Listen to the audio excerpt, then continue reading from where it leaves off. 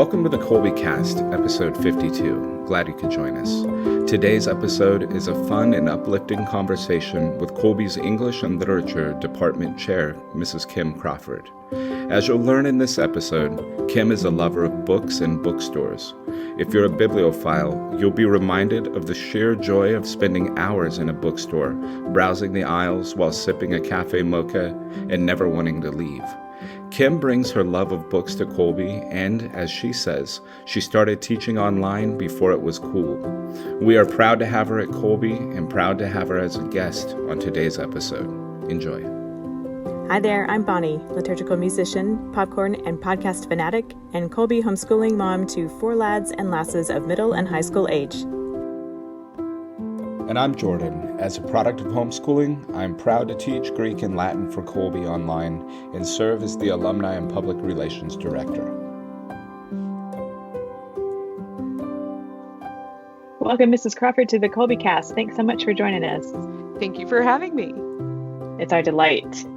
So you've been teaching for Kolbe for a while. Will you tell us a bit about yourself and your enthusiasm for books and how you came to Kolbe? Sure. I grew up in North Carolina and met my husband in college at North Carolina, and we have 6 kids, live north of Atlanta, near Mrs. Langle, and I've actually known Mrs. Langle for much longer than I've been teaching for Kolbe. We met at church as part of the moms group, and I knew she worked for Kolbe, and it was funny because she mentioned this, this little project she was doing, just creating an online school from whole cloth. And I asked her, I said, in the long ago, in the before kids, I used to teach. And she's like, oh, really? And had a conversation with my husband because I'd been a stay-at-home mom for such a long time. And I'm like, I really miss teaching. And I think I'd like to do this. And so went back to Megan and asked her if I could interview. And she was surprised and not having known that I did that. And luckily, I interviewed with Mrs. Rolls and Mr. Byarski, and they came away from the interview feeling that I wouldn't be a total train wreck. And so I've been with Kolbe for the last 8 years since the inception of the online school, and it's been really fun sharing my love of books with students. And I've always loved books. In fact, my mom used to joke that all that she saw of me growing up was the top of my head because I always had my nose in a book. And so I've always been a book person. I've taught high school English in the brick and mortar schools. I've taught online. I worked at a boutique publishing house as a copy editor, and I sold books at Barnes & Noble, which was every bit of the magical fairyland you'd think it would be. And so it's really fun. I have an affinity for teenagers, and so it's just so much fun hanging out with teenagers, talking about books, and, occasionally, writing something down. And so you guys, symbol, blah, blah, blah, protagonist. You're the perfect person to talk to about this. And it sounds like your love for books has played out in all these various iterations throughout your life, being a huge aficionado of Barnes & Noble, especially in its back in the day. What a fun, happy place. There was actually in my college town, there was a small bookstore that we would go to as a matter of course. Funny that you mentioned the bookstores that you went to growing up. One of our first dates was, I had a Barnes & Noble, but I didn't have a Borders. And so my then boyfriend, now husband, he's like, I have this amazing place to show you. And so he took me to a Borders. Have books from many stages in my life. It's funny when we got married and combined households and, poor college students, right? Poor law student and poor teacher. We enlisted our friends to help, and they had helped some other friends, and they're like, oh, she has so many shoes. And with me, they're like, oh my gosh, why does she have so many books? And that's what I do. I have books. That's what I do. Books are our friends. That's right. Well, we fit right in here because we've got a lot of books, and we come from a book loving family. So this is right the place. So we're looking today at the Kolbe literature curriculum and hoping you can take us in a bit of a deep dive there. When you meet someone and you tell them that you teach for Kolbe Online as the chair of the literature department, what's your typical spiel there? Well, first I tell them that I've been teaching online since before it was cool.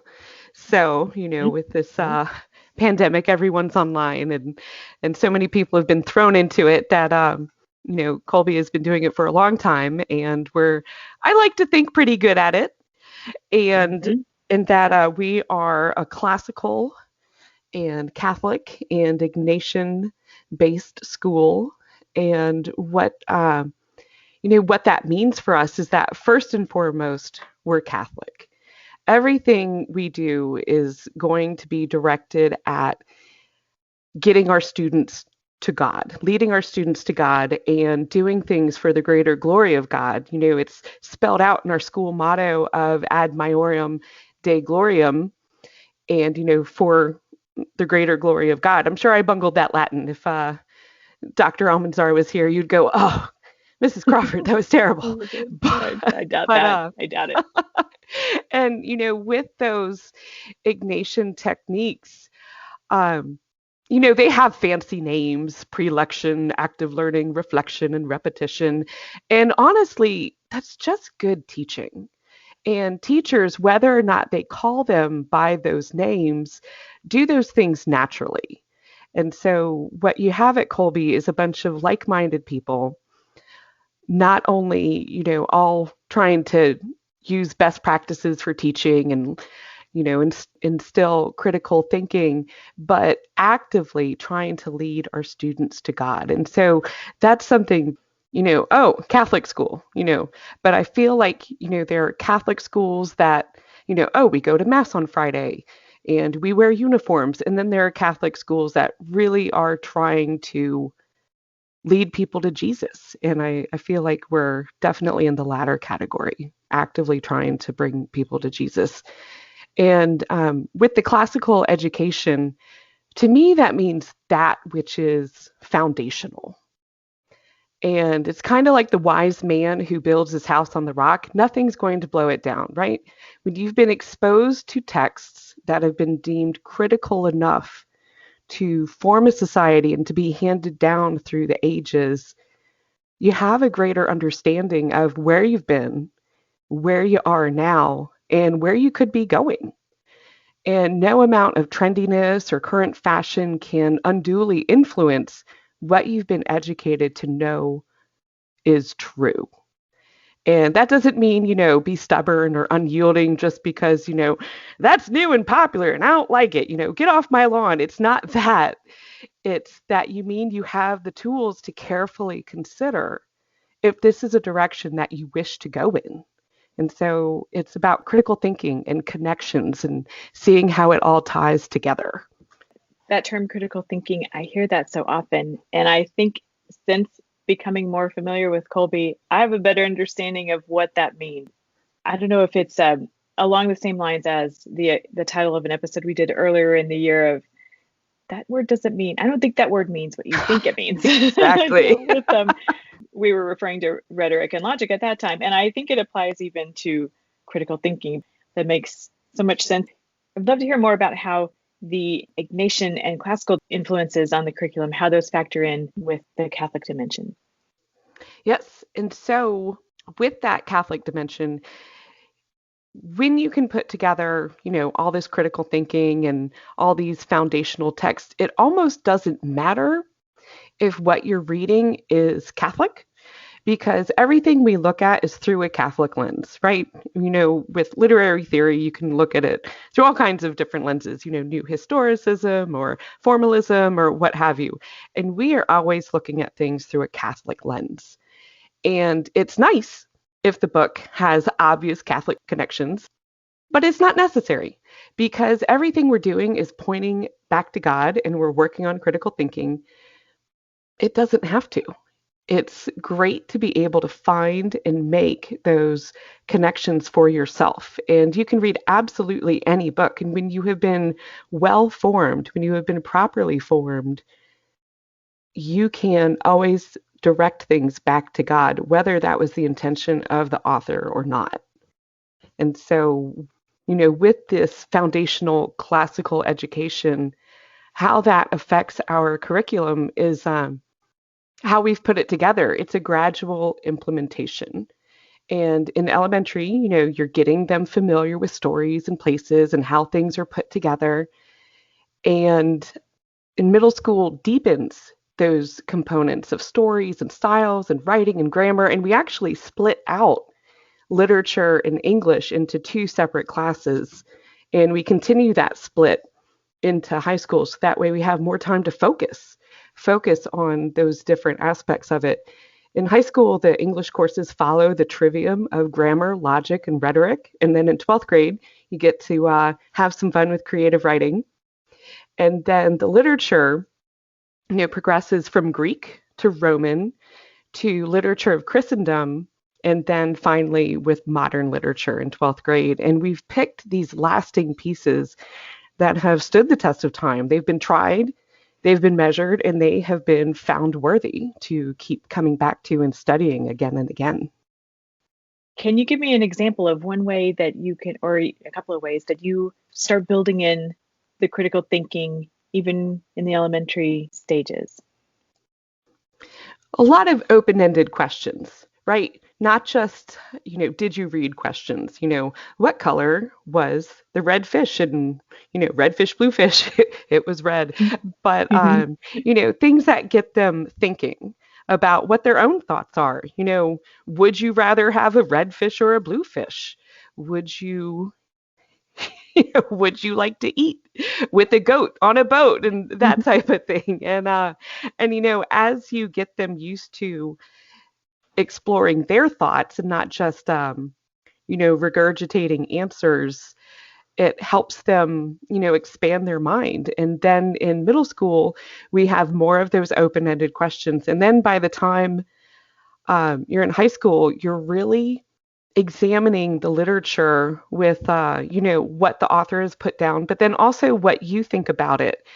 That the philosophy of Kolbe's approach to literature has these 4 attitudes and a 4-fold test with these different levels. And these attitudes are the assimilative, critical, vocational, and recreational, which deal with, facts of human existence and critiquing the world around us, formation of the whole person, and using leisure time well. And then also this 4-fold test approach to literature, the literal, moral, allegorical, and eschatological and biblical level, that focuses on facts and judging moral actions, and then actions, judging the actions as they relate to salvation, and then dealing with the whole human journey to heaven. It is, baby steps, right? Which fish color do you like better, to all the way up to, wow, Raskolnikov just killed that lady. How do you think that's going to affect his final destination, his relationship with God? And so it really covers everything. Wow, yes. We've gone through the elementary literature up through junior high, and then ours have started taking the online literature courses starting in high school. One of my daughters is reading Swiss Family Robinson right now, thinking about how the family made use of what was around them at their shipwrecked site.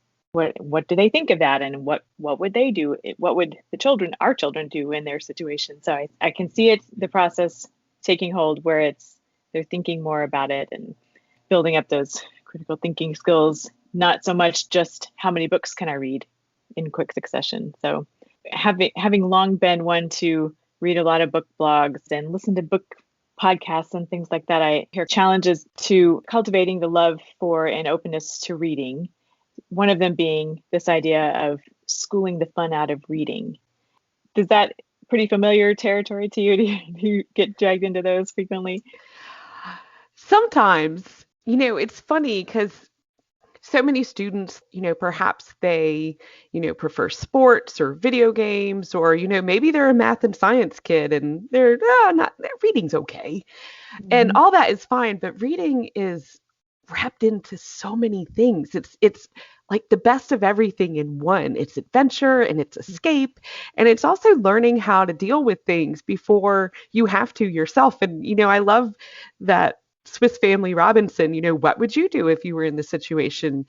And so many times I've come across a situation that reminds me of something from a book, and I have an idea of Yeah. how to respond because I've read about it. And so I'm like, oh, yes, this is like when Sebastian in Brideshead Revisited, did the thing. And I was like, oh, yeah, he did not do a good job with that. I will do better. And it's so much fun to put yourself in that character. And so with the cultivating that love and openness for reading, and because you don't want it something that can be so fun and instructive to just, oh, I don't want to do that. Oh, reading is horrible. And so I think one of the best things to do to cultivate that is to demonstrate enthusiasm for it.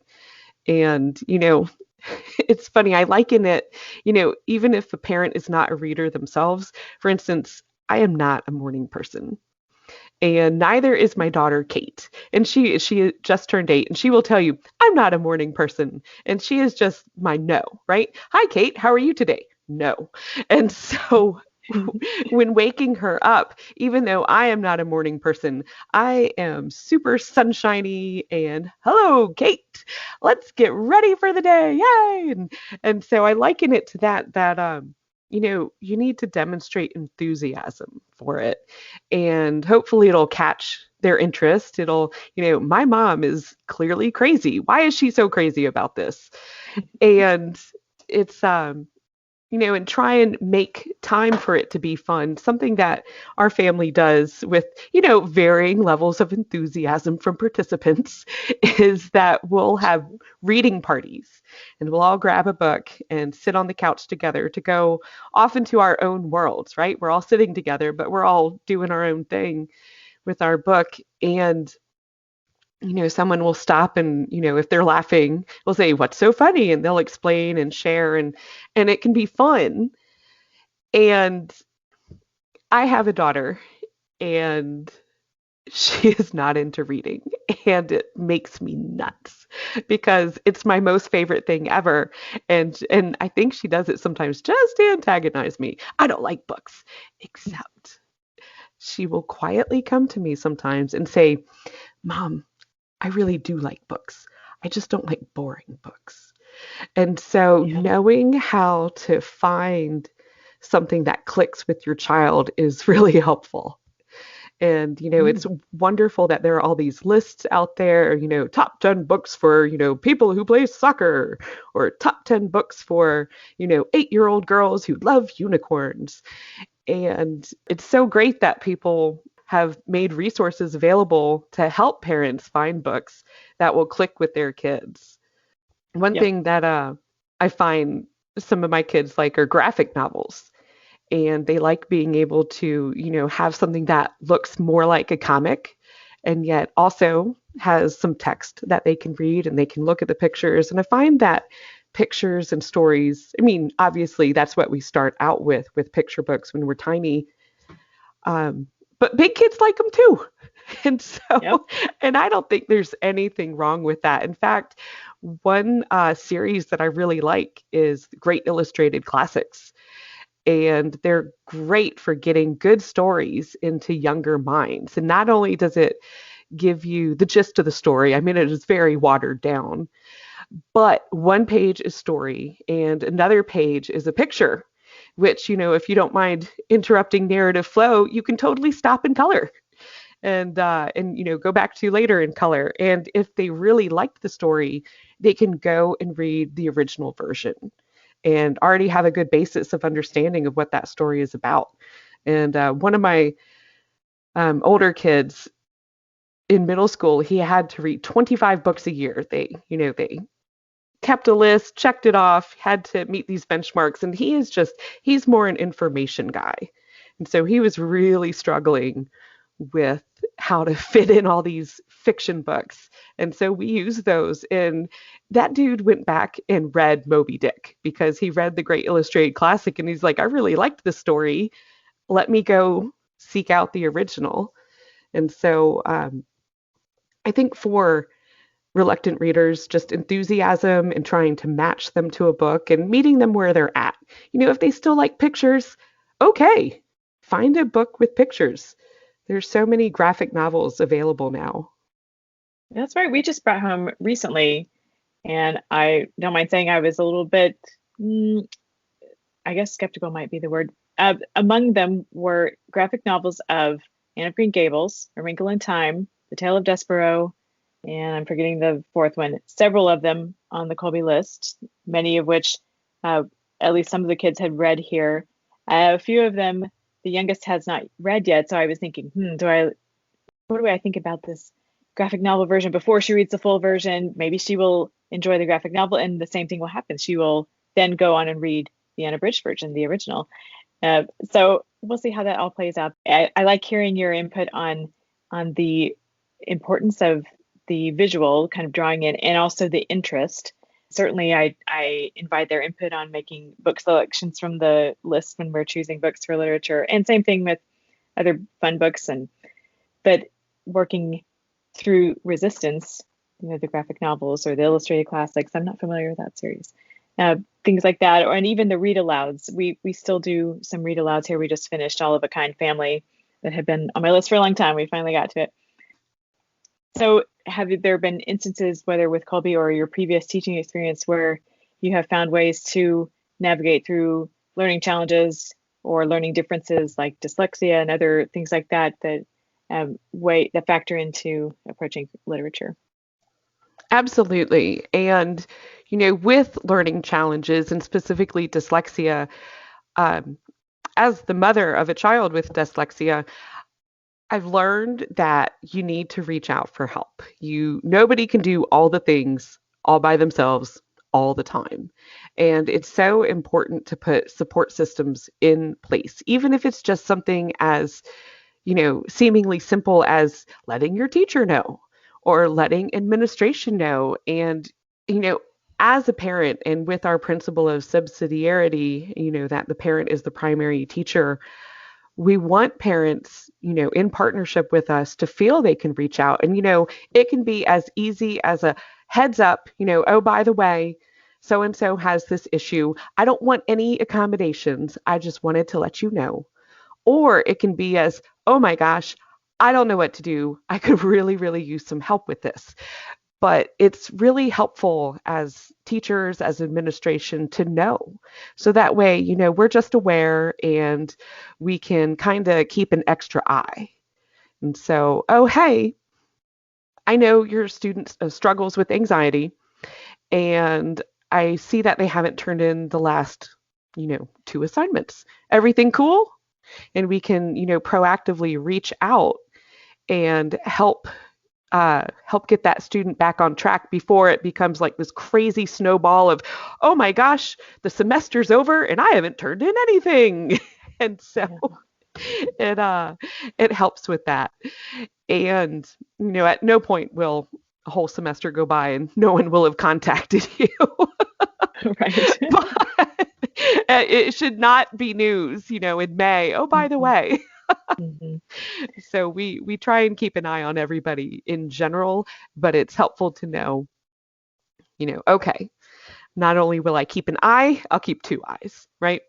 Yeah. And it helps to reach out. It helps to reach out. And then also there's so many resources available these days. And oh my gosh, the internet is such an amazing and wonderful thing that with a little bit of research, you have all these resources at your fingertips. And also one thing that I've noticed with my own dyslexic child is that audiobooks are a great help here. And she can follow along and, read the text as someone is reading it to her. Or, it can just help give her confidence. So that way, when there are words that she doesn't recognize, she can hear them in context and kind of try and work on figuring them out from there. And it's funny, I've heard never make fun of anybody who mispronounces a word. That means they learned it through reading, right? And that is great because for such a long time, I mispronounced the word lugubrious as lugubrious because I had only read it. And I don't know. I find G's hard anyway. Is it hard? Is it soft? Which one is which? And so it helps to hear how it's pronounced. And then also it's good for not only people with learning challenges, but reluctant readers as well. It's kind of like someone is reading the story to you, and it can make it less lonely or less boring. And as I mentioned, you can follow along with the text. And then also for those fidgeters, for the wiggle worms, it's great that they can just listen and absorb while also doing something else, while kicking a ball against a wall, or, completing their chores, or, just kind of sitting there being wiggly, and they can still be doing something that's got their mind engaged, but, they don't have to necessarily sit still for. I mentioned earlier that I've got 6 kids, and the laundry, it never ends. And I just, oh my goodness, how much I dislike laundry. And so to make it more palatable, I listened to an audiobook. And so all of a sudden those clothes have folded themselves. Not really, but but it does make it better. So Right. Like, what else can I launder now? My book is good. I'm not ready to stop yet. that's right. It's so true. Yep, we are big audiobook fans here. We have used them with listening to our literature books. Our library has these playaways that are sort of, well, now they're smaller than phone or iPod size, but you can plug in earphones to them, and they're almost like a device. So for those who are attracted to having a little device, something like that, that can kind of be an entree as well. And it's true, they are, when listening to their own books, rather than if if we're playing it on a speaker for everyone to listen to, if they're just listening on their own, typically they might be doing something, building with Legos or drawing or whatever, or cleaning the room. Very often though, we'll find them just stopped. They're engrossed in the story. There's been a lot that's come out lately about audiobooks. You are reading the book when you're listening to it as an audiobook. It counts, so to speak. And so there's that, and also if they're uncertain about a book just from its cover or whatever, and we get going on the audiobook, pretty soon they're hooked. So big audiobooks fans here. Yep. Yes, and I find it so helpful and wonderful because it really does help pass the time. And I'll listen to like 6 or 7 audiobooks for every book that I physically read, just because, as a mom of 6, I'm always busy with something. And so Right. I spend a lot of time driving, a lot of time, cooking and washing dishes, and yes, I would love to just sit on the couch and flip those pages, but needs must, right? And I think it does count that listening to audiobooks absolutely counts. So Earlier in the year, we spoke with a mom who has a few children graduated at this point and some still in Kolbe, and she had some great resources for those with dyslexia. In our show notes, I will link back to that previous episode with Beth Gaff that refers to more about dyslexia for more information about this. Kolbe I love also the gaps. So she's awesome. And then we talked to her 2 alumni, Claire and Anthony, after that, and they were just yes, awesome. I've had both of them. They are wonderful. What a great family. So in addition to these audiobooks and other resources we've been talking about, Kolbe publishes a list of book recommendations. How can folks find that these days? Yes, the Kolbe recommended reading list is such a good book of lists, and there's something for everyone, and how it breaks it down by grading group, and obviously it doesn't have every worthy book, because how could it? But it's Right. got so many, and you can easily obtain a copy by ordering it from the Kolbe bookstore. Okay, we will find that link and put it in the show notes for this episode too. Yeah. I like how many of the books on the list, the literature lists, they're the first in a series. So like the Redwall book with the many that follow after that. If someone really enjoys Redwall, they can keep on with that. Outside of these books and the Kolbe list, that'll keep us busy for a while. Mrs. Cuellar has recommended to me the Bethlehem Books publisher. They have many living history books and similar things. Do you have others that you like to throw out there when people are asking you about books? Pretty much the books that I recommend are books that I've enjoyed too. And I know that sometimes, the distinction is made between books for fun and books that are instructive, and I will read this in school. Mm-hmm. And I don't think that it needs to be such a big distinction. I think it's okay to read books that are fun, that are just fun. And you will, just through practice and the environment that we create at Kolbe, you will find connections that lead you back to God. And, YA, young adult, is popular with a lot of our students. And, we'll talk about it. Our seniors will talk about it. And, oh, I like Harry Potter. Or, oh, I like Twilight and, whatever. And yet there's always some hook in there that will remind them of something and lead them back to God. And so I just tell people to read what they like. If you like motorcycles, maybe The Mouse and the Motorcycle is for you. That's, something about a motorcycle that maybe would hook you in. Or if you like books about animals, oh, have you read Old Yeller?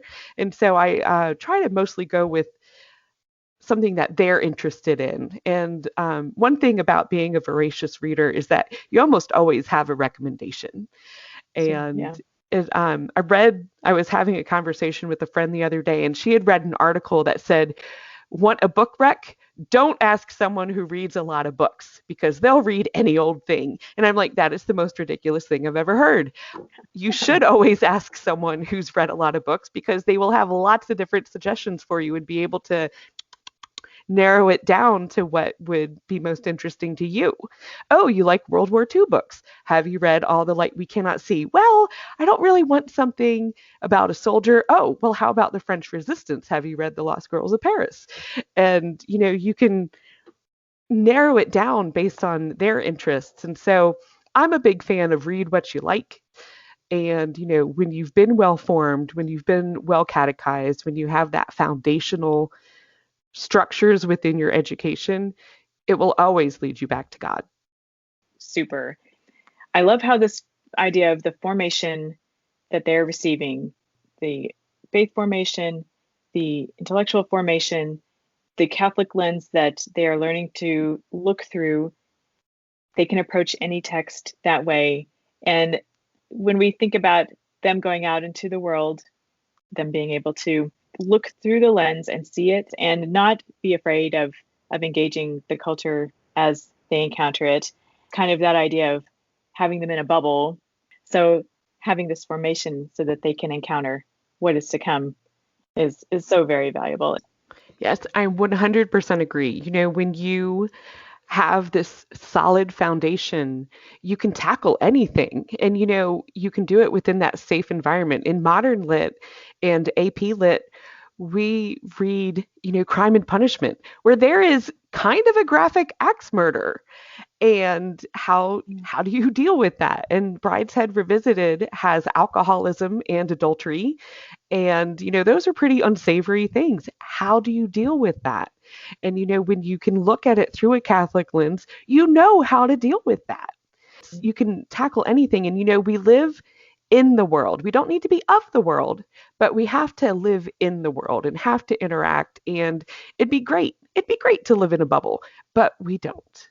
And we're going to have to interact with people who share our beliefs, who don't share our beliefs, who share our beliefs on some things, but oh man, you are totally wrong about that. And we have to be able to interact with those people because they are children of God. Jesus loves them just the same that he loves you and me. And we need to be able to critically think about what they're saying, to treat them charitably and compassionately, and to always stay on our path to God. And you know what? It'd be great if we could bring them along with us by, reasoning well because we've been formed well. I so agree. And I love what you said about encountering life events or circumstances in life that you read about in a book first, and that really helping you deal with that. Same for me. And so, yeah, there's so much to be gained from our approaching literature with this care and learning to read closely and think deeply about what we're reading. And you've offered us so much to think about and hope. There's so much hope, and I appreciate it so much. Is there anything that we didn't get to that you wanted to address? One thing that, when you sent the outline, is there anything you'd like to talk about? I'm glad we don't participate in this cancel culture where, the University of Leicester in England is taking Chaucer off its required reading list, which to me is insane. It's insane. Do you need to read everything Chaucer wrote? No, he didn't write that much. Not that much has survived, but you need to read something, right? He's the father of English poetry, and you need to know what's gone before, so that way you can look forward and move forward with the knowledge of the past. And T.S. Eliot's Wasteland, he includes all these crazy classical allusions that, even people who had a classical education probably didn't get everything.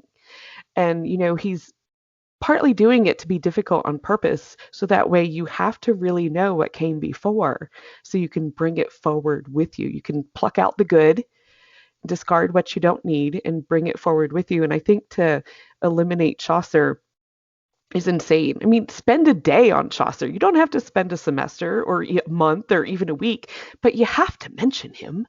You have to talk about him. And it's, to me, just, this moving toward, we should dump everything that came before is insane. I mean, those who do not, to paraphrase Santayana, right? Those who do not know their literature are doomed to repeat it, right? That's so true. And is it when some controversy comes up, or when the idea that is floated to cancel this or that, is it more a matter of looking through the lens again? Just like you're saying, approaching the difficult texts. Same thing, if we remove the foundations of the canon, then how that lessens their ability to approach those situations in their own lives as best they could. Yes.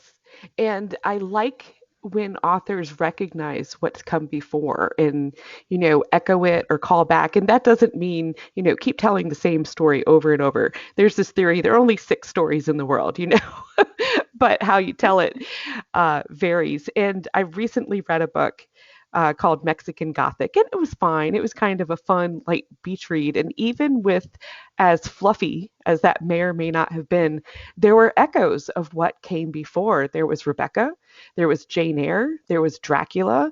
There were all these great echoes that I was able to recognize because of my previous reading, because I know what's come before. And so I was able to appreciate it in this modern interpretation.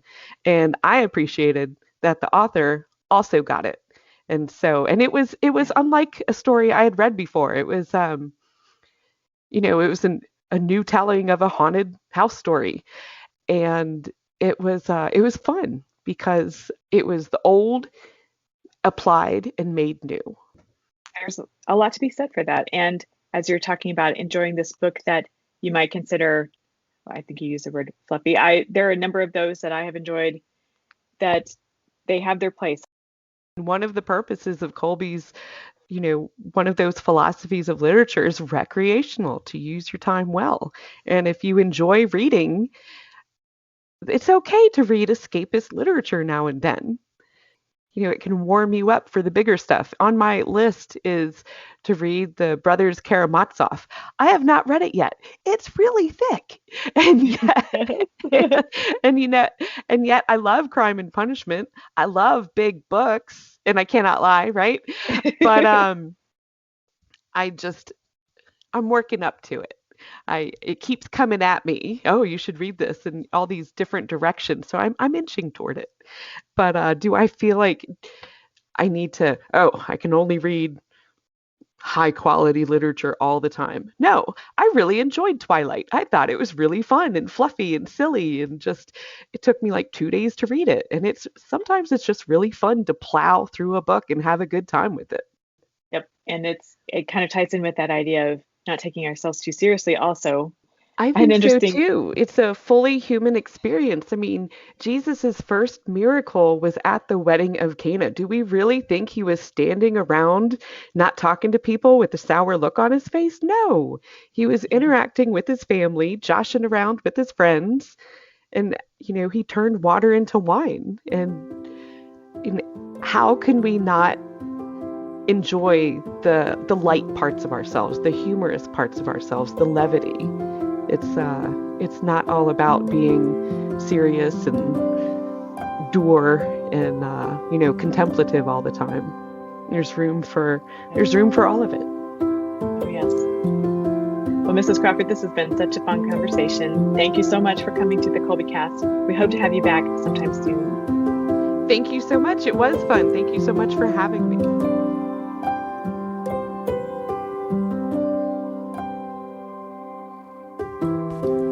Mary our Mother, pray for us. St. Maximilian Kolbe, pray for us. Ad Maiorem Dei Gloriam.